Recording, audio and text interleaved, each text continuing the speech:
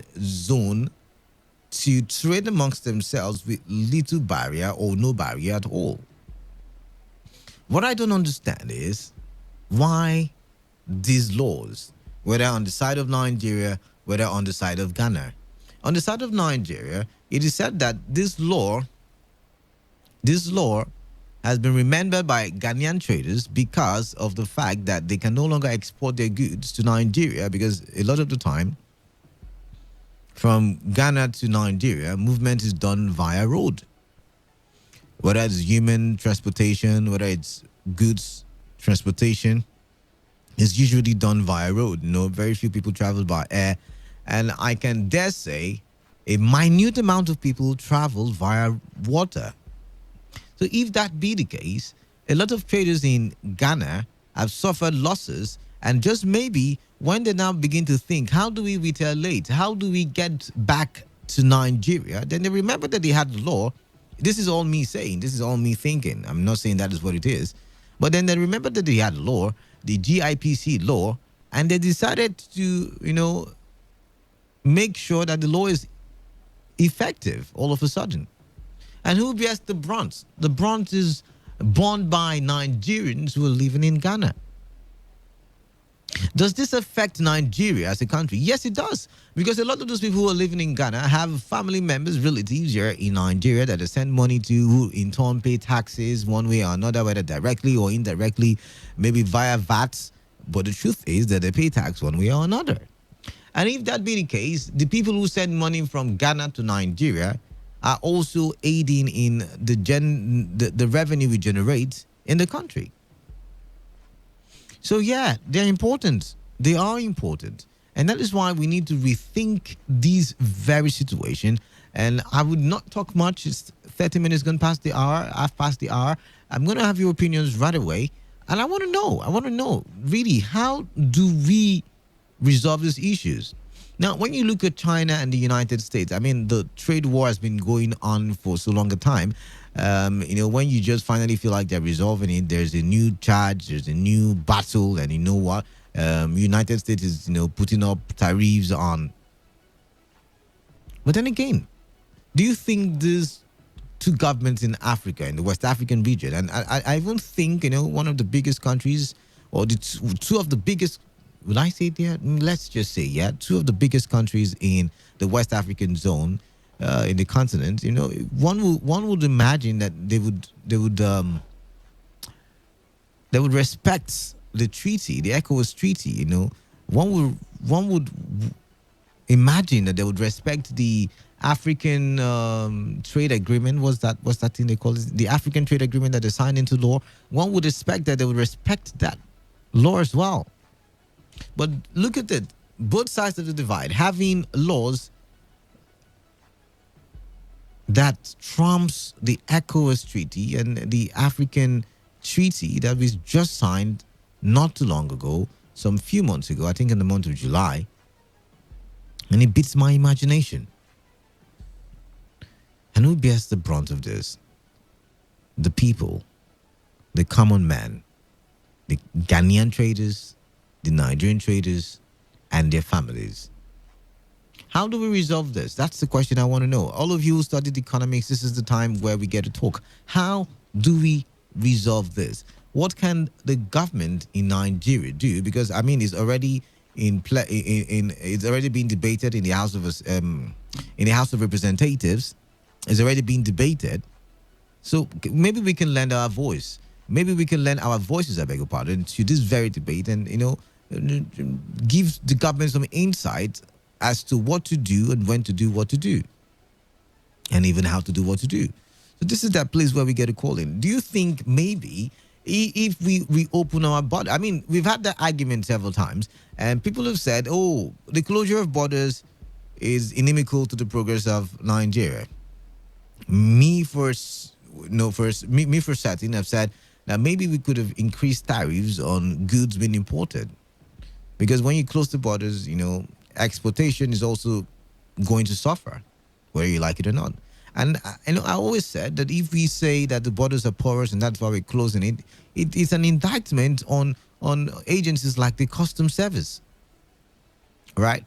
But other people have argued that it's good for the country because then we then begin to look inwards. We look at the things that we have. I mean, we begin to produce and no longer become a consumer nation, which is also a good one. I mean, both sides have great arguments. But don't you think maybe if we remove these border closure, then maybe Ghana will also soft pedal on the attacks on Nigerians in their country? 600 shops, December 1, just one day, 600 shops were closed. About 5 days ago, there was a clash between Nigerian traders and Ghanaian traders. The fight is on. The battle is on. And the truth is, if we say Nigerians in Ghana come back home, we do not have, like I said, the right facilities and infrastructure to accommodate them, to absorb them. So what do we do then? What is the way forward? The numbers are open: 0817 000 0951 and 0810 9510 951. What is your take on it?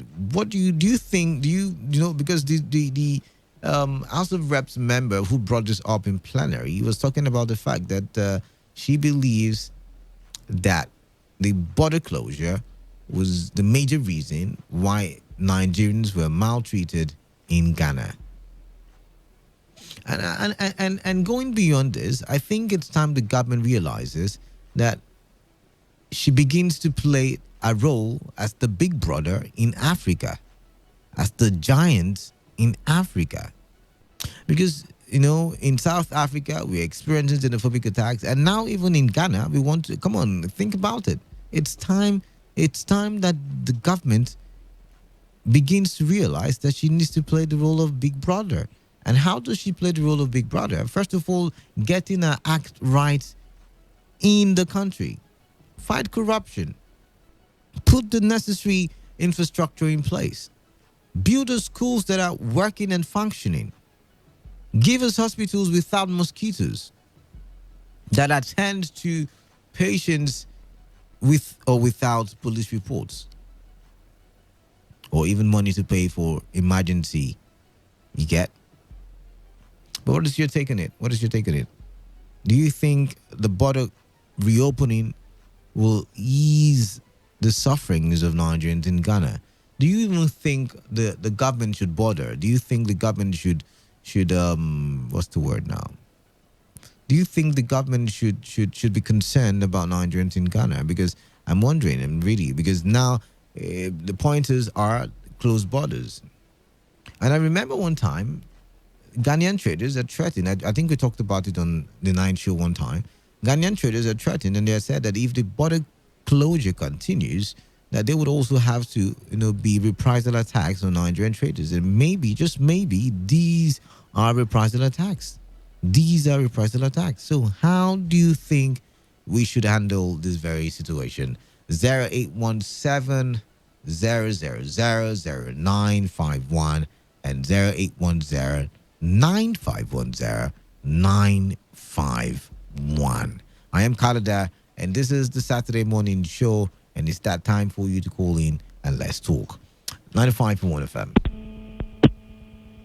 Hello, Kalada. Yes, good morning to you. What's your name? Mr. John from Port Harcourt. All right, Mr. John, welcome. Yes. You are talking about the effect of the border closure on our country. Yes, the effect of this border closure is both positive and negative. We all know that. But trying to say that Ghana is antagonizing Nigeria because of the border. If you have followed the Ghana situation before the border was closed, even previous years, Ghana has always been, antagonistic to Nigerian small-scale traders. And what was their reason? They do say that small businesses are meant for Ghanaians, that they have it in their law, that it is meant for Ghanaians and not foreigners. It's not the border closure that actually, Mr. John, I mentioned the law. I mean, when I was talking, I mentioned the law, okay. And I said, if you listen to me, I said that there is the law, yes, which I don't understand because we have the ECOWAS treaty, and of course the African Free Trade Agreement that we did sign. There are those agreements, and that is the law. But I feel like the law has become more effective because of the border closure. And this is not me talking. This is not me speaking. This is one of the members of the House of Reps who came out and read it in plenary 2-3 days ago, and that's why we're talking Yes, about it. you're talking of the laws. All these African nations, especially those ones that are closer to us, Benin Republic and Niger, they have all violated that very law. Okay. The treaty says free trade movement of goods that are produced in Africa. Yeah. Yes, in these West African countries. But what do? They import foreign goods to their own country, they pay the tariffs to their own seaports, and now move it to Nigeria through smuggling. Yeah. And this is in connivance with our corrupt, border officials.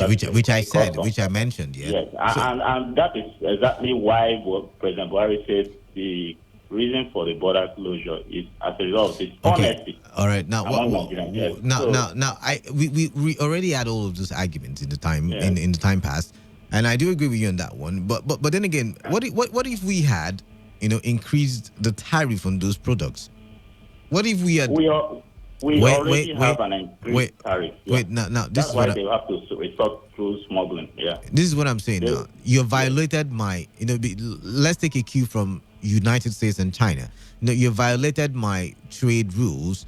Why don't I just give you an 100% increase tariff on your goods? Maybe that will make you learn a lesson. Instead, because if you say there is no effect on the closed border does not have effect on how Ghanaians are treating Nigeria, I might disagree with you because no. It does. Okay. But before now, that problem has been there. It's True. just that the border closure now escalated. Yes, yeah, true. That's what I'm saying. So how do we? Okay, now going forward, how do we ensure that this does not become something that blows out of proportion? It will not blow out of proportion because the border closure is just temporal. Just as the government keeps saying, it's a partial closure. In my extent, it's not something that it will depend on how. All right then. And the Niger Republic, how they respond. All right then. By it's a joint effort. It's not Nigeria cannot police their borders alone. It's too much. Over 2,000 something entries. So the Benin Republic and Niger have to also assist. That is just what Nigeria wants. Nothing else. All right then. Thank you very much for calling in there, Mr. John. All right, he's saying no. Okay. He's saying there's nothing we can do about it. That until Niger and the other neighboring countries get their acts right, the borders will have to remain closed, and maybe Nigerians abroad will just have to continue, or Nigerians in those countries will have to continue to bear patience while these countries settle themselves out.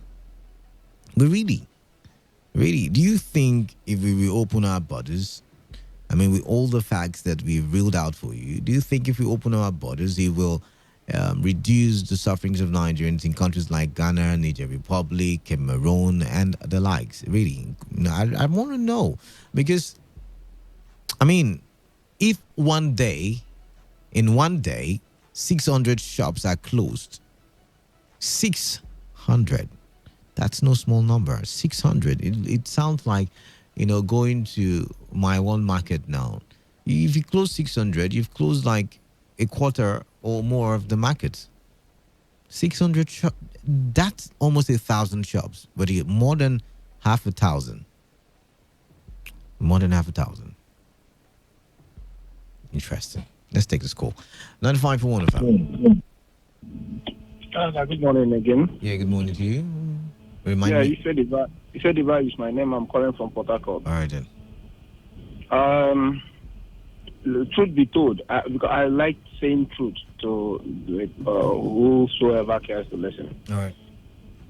The borders that are closed are those in the south.